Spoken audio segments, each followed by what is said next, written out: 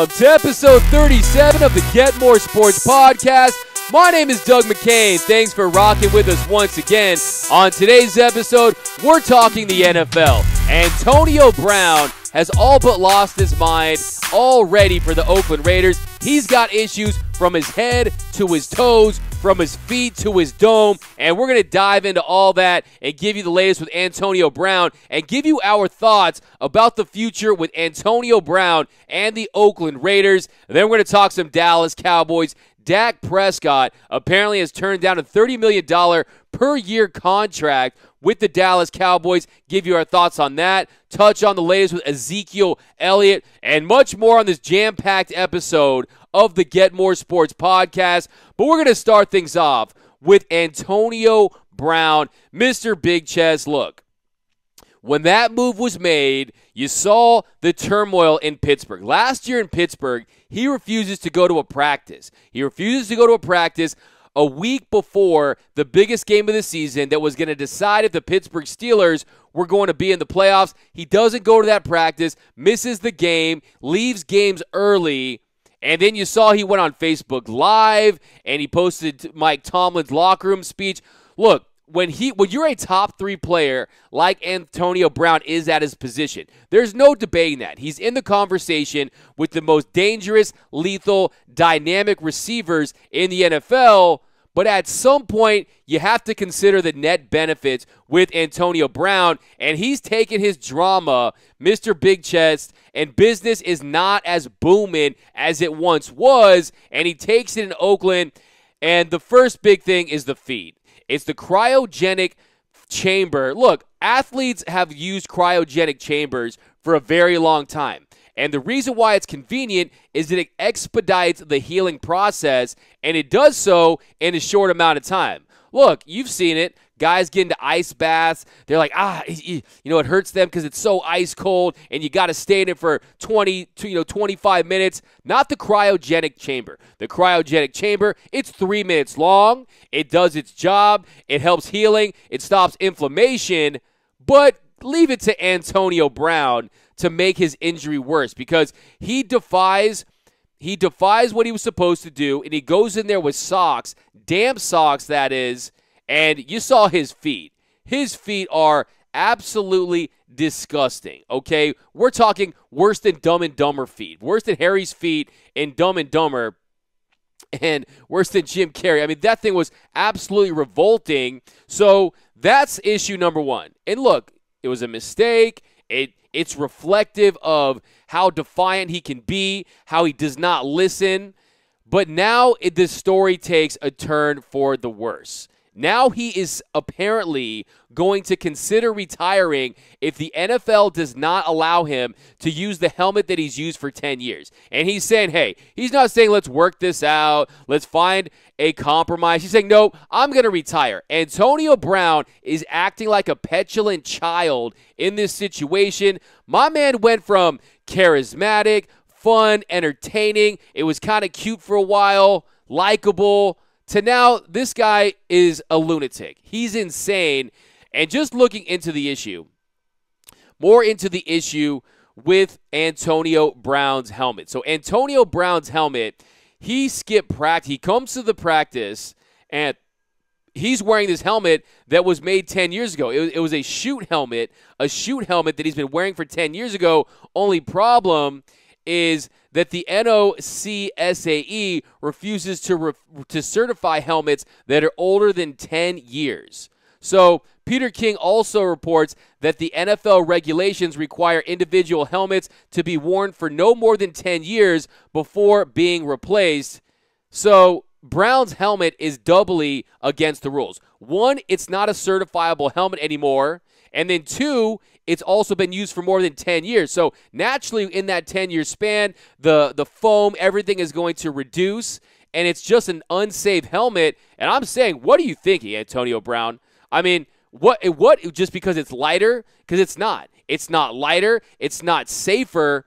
And this is a guy who got rocked by Burfict a couple years ago, and he understands how severe a head injury can be. And I just don't see what this is about because, look, are you going to stick it to the man? I mean, Are you gonna not wear your seatbelt next? I mean, look, seatbelts didn't come into effect as a federal law until 1968. Okay, automobiles were around way earlier than that. And you didn't see people saying, oh, I'm not going to wear my seatbelt. This sounds like a stupid idea. Because why was the point of the seatbelt? It was to make you safer. It was to extend your life expectancy.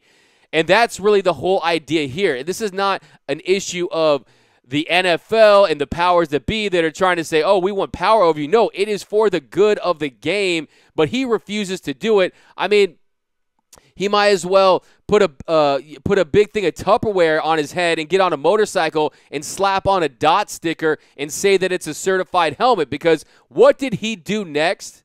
This is where it really shows how off the deep end Antonio Brown has got in recent months and years. So he gets kicked out of practice because he has his shoot helmet. And what does he do? He comes back in that helmet painted Raiders colors. He comes back with a Microsoft Paint looking like a little art project, something that a kindergartner had done, and they're like, Antonio, you've got to be kidding me. Just look at the timeline here. Michael Silver, Raiders reporter, he reports on Twitter, quote, the following day, Brown showed up in Alameda and acted like nothing had happened, accepting the new helmet from an equipment manager without protest and completing the workout. He goes on to say, however, sometime in the next couple of weeks, Brown once again tried to take the field with his old helmet, which he had since repainted with colors approximating but not completely mimicking the Raiders' silver and black design. He goes on to say, he was told the helmet was not allowed, and once again he was acquiesced and wore the new model. Before Brown arrived at training camp last month, coaches and teammates believed the issues had been resolved, but Brown, who practiced on his tender feet for only 2 days before leaving Napa to seek another opinion, tried yet again to sneak his old helmet onto the practice field, ultimately being told by team officials to remove it.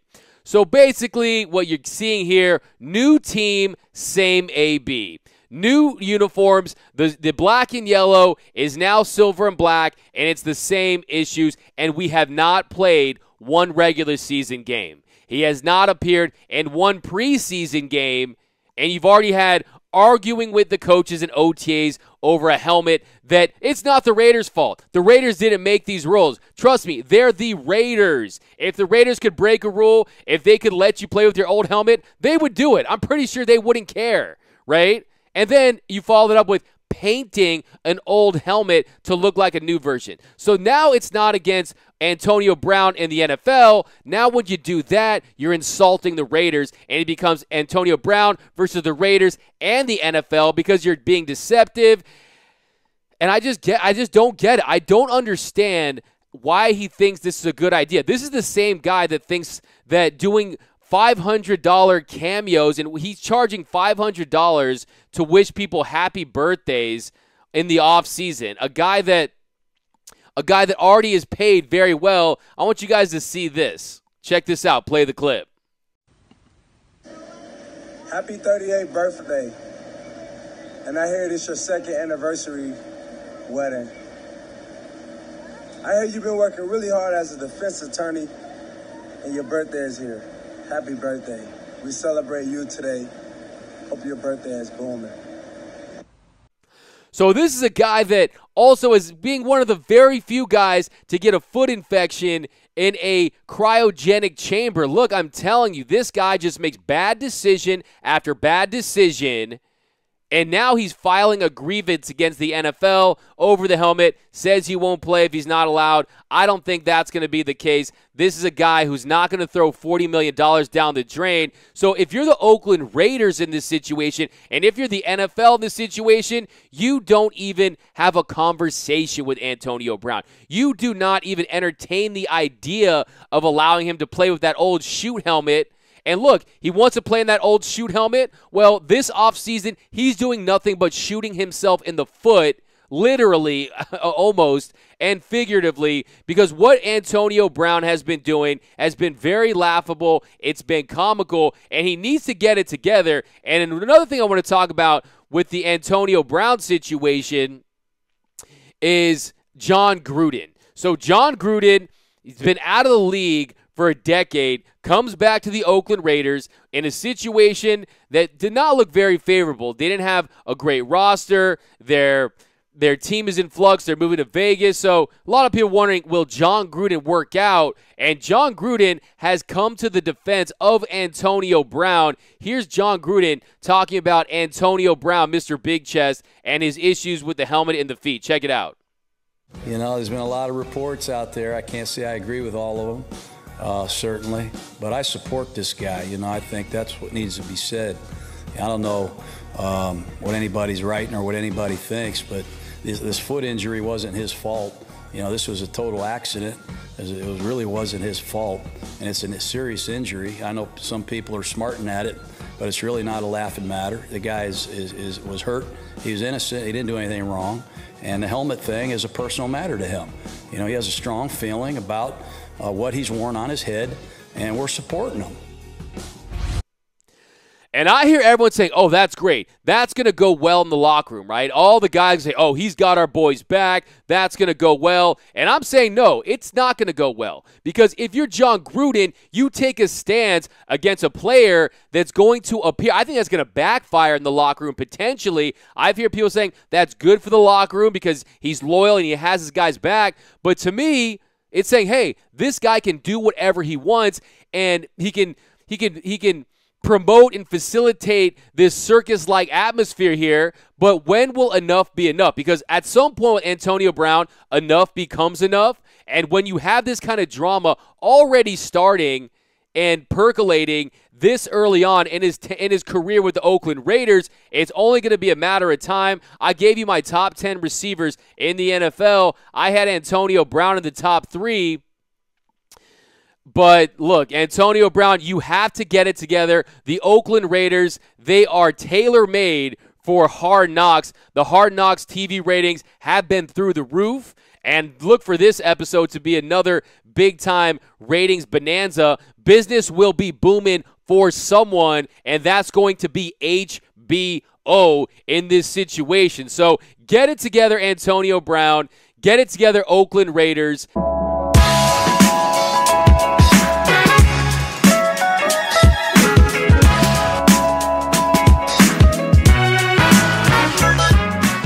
And now we're going to talk about the Dallas Cowboys and specifically a Mr. Rain Dakota Prescott, a.k.a. Dak Prescott. Did you guys know that was his real name? It's Rain Dakota Prescott. Mr. Dak Prescott, he made headlines over the weekend as it was reported by Michael Lombardi of The Athletic that he turned down a deal that would pay him approximately $30 million per year. And Dak Prescott, he could become an unrestricted free agent next offseason under his current contract that is set to pay him $2.025 million in base salary this season. This according to Michael Lombardi of The Athletic. So apparently Dak Prescott, he's betting on himself. Dak Prescott is betting on himself, and he's willing to go into this season without a contract, without a potential deal that could give him $30 million per year. Now, before everyone jumps on Dak Prescott and says, hey, you're turning down a deal that could give you $30 million per year, that's a lot of coin for a quarterback that hasn't thrown for more than 23 touchdowns in his career. That's a lot for a quarterback that's only gone 1-2 in the playoffs. But we don't know the specifics of the contract. And when it comes to the NFL contracts, you know it's all about guaranteed money. It's all about guaranteed money with your NFL contracts, and we do not know what it is for him because guaranteed money-wise, look, who knows? Is it something like Carson Wentz? Carson Wentz, he leads the league in guaranteed money. He's due to make about $107.9 million in guarantees. Russell Wilson at $107 million. Matty Ice getting $100 million, and then Aaron Rodgers $98.2 million. So it's all about that guaranteed money. Now the question is, the $30 million question Is Dak Prescott worth that much coin? In my opinion, I do not think he's worth that much coin. And if I'm Dak Prescott, I would be reluctant to take a salary like that. Look, get your money. If you can secure that bag, sure, but you have to see what his priorities are, because I personally think, and this is not a slight to Dak Prescott, but like I said, we bring our facts to the fight here, and when you're 16th, 17th in quarterbacks, in touchdowns, you haven't thrown more than 23 touchdowns in your career. Also, 67 career touchdowns to 25 interceptions. And if you look at that, yes, he can get some on the ground. But he also is second in the NFL in getting sacked. And that's behind a monstrous offensive line in Big D. And I'm telling you, I don't think that Dak Prescott realizes that if you take that $30 million annual salary, you take that big guaranteed deal with the Dallas Cowboys, they're not going to be able to put a team around you to succeed. Because, look, I'm telling you, if you're the Dallas Cowboys, you can find another quarterback that can throw 10 to 15-yard slants and hand the ball off to Ezekiel Elliott, because that is their offense. That is what they do in Dallas. Really, it's all about that offensive line. Dak Prescott isn't a guy that has that kind of arm talent that's going to make plays like Russell Wilson, one of the worst deep ball throwers in the league as far as the numbers go for Dak Prescott. One of the worst deep ball throwers in the league as far as his touch is concerned. He doesn't throw a great deep ball. And really, yes, he's mobile, but he's not Michael Vick mobile. He's not what I think I saw with Kyler Murray, where he's very quick and agile. Yes, if he gets going with a full head of steam, he can pick up a first down or two. But we know that's not going to win you a Super Bowl in the NFL. That's not going to win you a Super Bowl today. And look, if you're his people, you're looking at his quarterback rating. His overall quarterback rating in over 3 seasons, that rests about 96. He's sitting at 96. In comparison, you got to throw the comparison of Tony Romo. He finished with a career QBR at 97.1. But look, I'm telling you, that is very inflated. That is very inflated with the style of offense they run in Dallas. And also a 67.8 completion percentage, 23 touchdown passes to 4 interceptions. But a lot of those throws, they go to those slant routes. They go to those intermediate routes. So I'm telling you, if I'm the Dallas Cowboys, I focus on, hey, if I'm going to pay a guy $30 million a year to be a quarterback and totally reset the market for quarterbacks, he has got to be elite. You do not have to be desperate with Dak Prescott. Remember, Dak Prescott fell into their laps. They had no expectations for Dak Prescott. They drafted him in a later round, and he wasn't some shoe-in to be a lock. Yes, he has been a pleasant surprise for Dallas, but I'm telling you, if he does not want to take a team-friendly deal, you let him walk. 'Cause I don't think there's a lot of teams out there that are going to pay Dak Prescott elite quarterback money, QB1 elite money. I don't think you're going to see a lot of teams that are out there that are going to give him a Matt Ryan-type deal. And his people are apparently saying, look, Matt Ryan's getting this kind of money. Why isn't Dak Prescott? But look, Matt Ryan's a 4-time Pro Bowler with a league MVP and a Super Bowl appearance on his resume. He doesn't have those. Dak Prescott is 1-2. And yes, the thing about Dak Prescott, if you're looking at the pros, he has played all 48 games. He's played 48 games last 2 years in a row, 48 consecutive games. He's very durable as a quarterback. But I just don't think that he's worth that type of money.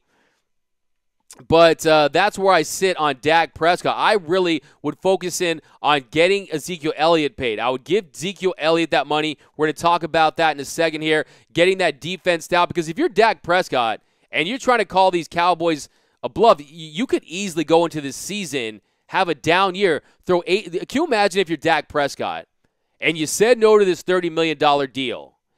Ezekiel Elliott doesn't play. They're counting on Alfred Morris to get you plays, and really, you could really be at an all-time low. You could throw for 12 touchdowns. The Cowboys could have a disastrous year, and Dak Prescott could hit the open market, and it would cost them a lot of money. Don't go the route of Le'Veon Bell, okay? Take that bag while it's there and really secure it, because I'm telling you, $30 million for Dak Prescott, to me, feels like an overpay.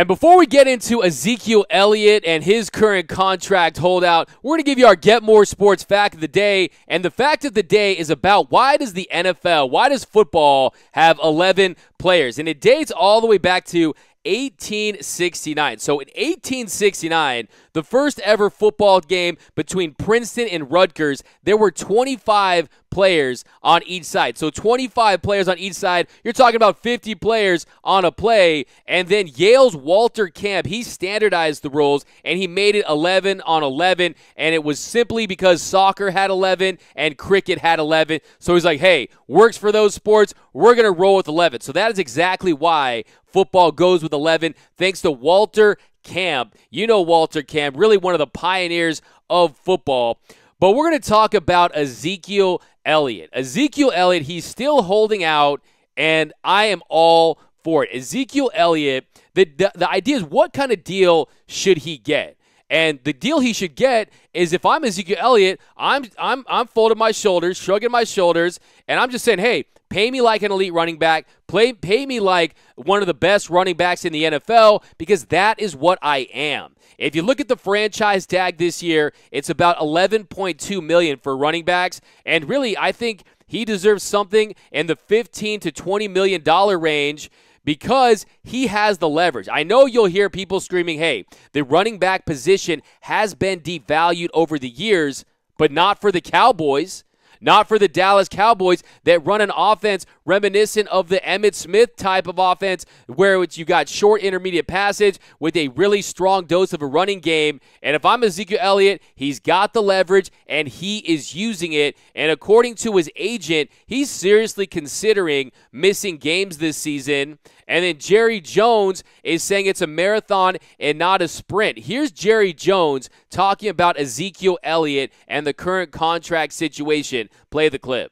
One of the dilemmas at running back is that the league knows that you can win Super Bowls and not have the Emmitt Smith back there or not have Zeke back there.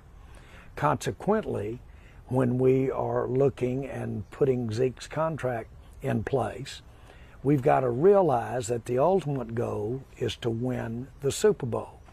And so you've got to do all of the things along with having Zeke that allow you to have other players so that you can win the Super Bowl. So if I'm Ezekiel Elliott, I sat back and I'm in Mexico. He's probably having a good old time in Mexico. And I'm watching that first preseason game where Jerry Jones was talking about Pollard, the running back they brought in. He had 16 yards. He had 16 yards in a preseason game. You got Alfred Morris, a vet. He's not going to do Ezekiel Elliott type stuff.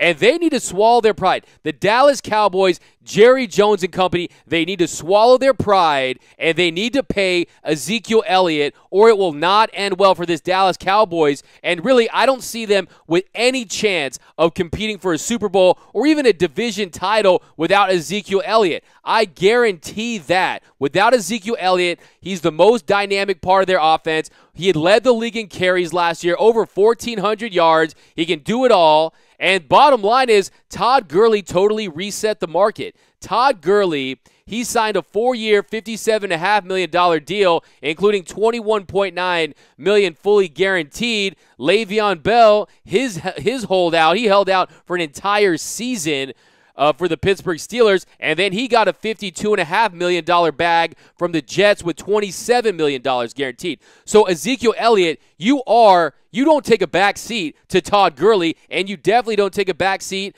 to Le'Veon Bell, so you hold out. Look, this is the NFL. They have cut guys with multiple years under contract. Yes, being a Dallas Cowboy is great for your brand, but at the end of the day, you have the leverage. You're that good.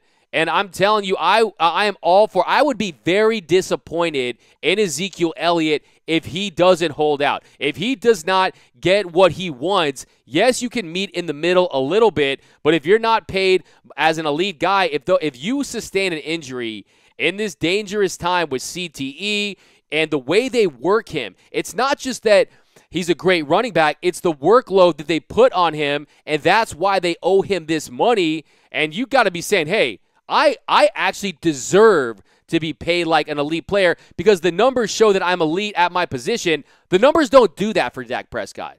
23 touchdowns does not do that for Dak Prescott, okay? So if I'm Ezekiel Elliott, I stand pat, I hang back, I'm in Mexico sipping margaritas, chilling by the beach, I'm staying in shape, but the bottom line is the dollars for him. He's performing at a level, I mean, over 4,000 yards and almost 1,200 receiving yards, okay? When you get that kind of production, you can make those kind of demands. If you're Ezekiel Elliott, stand pat. You're going to get your money. Jerry Jones, unless Jerry Jones is as incompetent as some of us tend to believe, there's a reason why they only have a handful of playoff wins since winning a Super Bowl in 1996. But we're going to find out, what does this organization in Dallas prioritize? But that's where I stand on Ezekiel Elliott. Stay in Mexico, enjoy it. It's beautiful this time of year. And then, hey, if they call, they give you the money you want, get on that first plane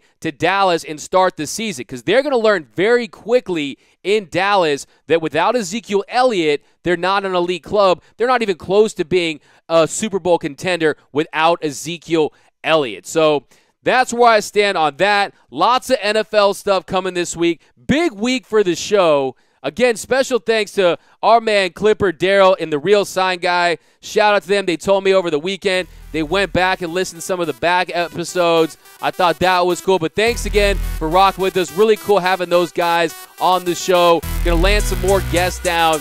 Hopefully for this week, we'll see what happens. But definitely look forward to that. But thanks again for rocking with us here on the Get More Sports Podcast. You can find me on Twitter at DMAC_LA. Check out GetMoreSports.com for the video part of the podcast. But thanks again. Have a great rest of your Monday, and I'm out.